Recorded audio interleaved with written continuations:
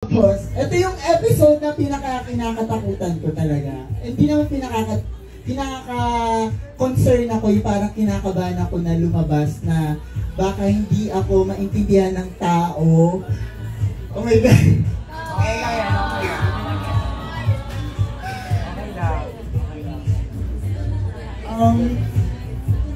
Okay lang. Ito kasi yung episode na sorry. Okay lang. Paunti po na spotty, nasakit sa mata. Pakinaan po yung spot. Hindi totoo, ang sarap talaga sa mga spot mo. Nasakit sa mata. Pakilagay mo na sa paa. Ayan. Tapos yung tugtog natin, ang saya-saya.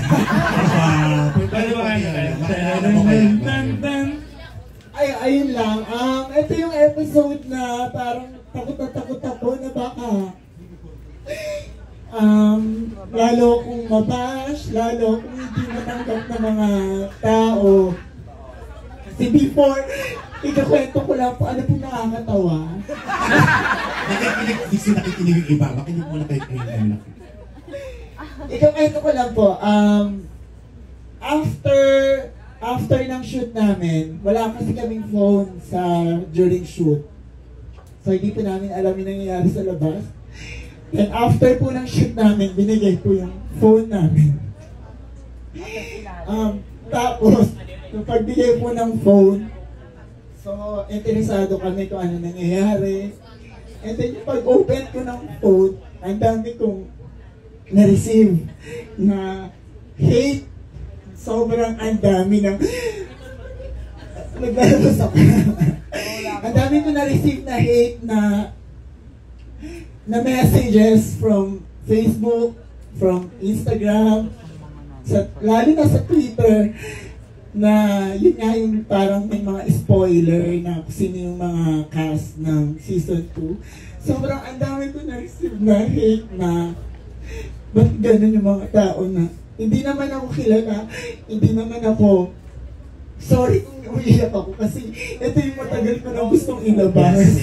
Sobra kasi na hindi ako naiintindihan ng mga tao yung side ko na tahimik lang ako pero hindi niyo po alam yung pinagdadaanan ko. Kasi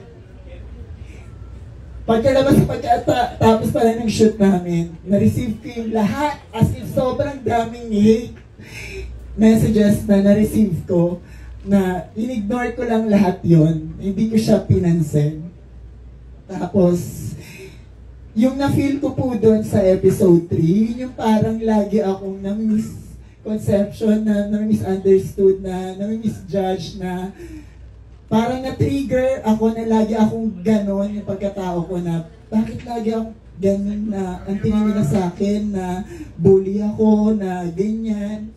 So, yung reaction ko po doon is totoo po yun. Hindi po siya for TV, hindi siya... Aminado po akong yung pinakita ko doon, totoong ako po yun. As in, hindi ako natatakot ipakita sa inyo yung totoong ako. Hindi po ako natatakot na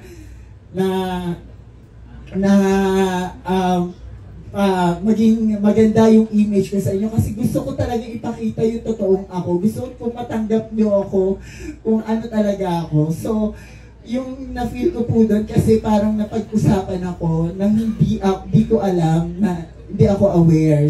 Parang yung feeling ko doon na kasi hindi niyo po alam yung stress namin sa loob. Sobra yung stress namin sa loob na gusto ko lang maintindihan niyo yung stress na nararamdaman namin while shooting during nung sinushoot namin lahat ng episodes.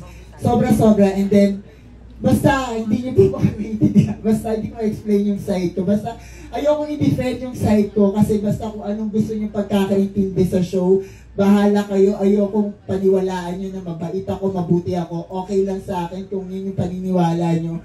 Basta sa sarili ko at sa mga taong tunay na nakakakilala sa akin, yun talaga ako. Ayun lang.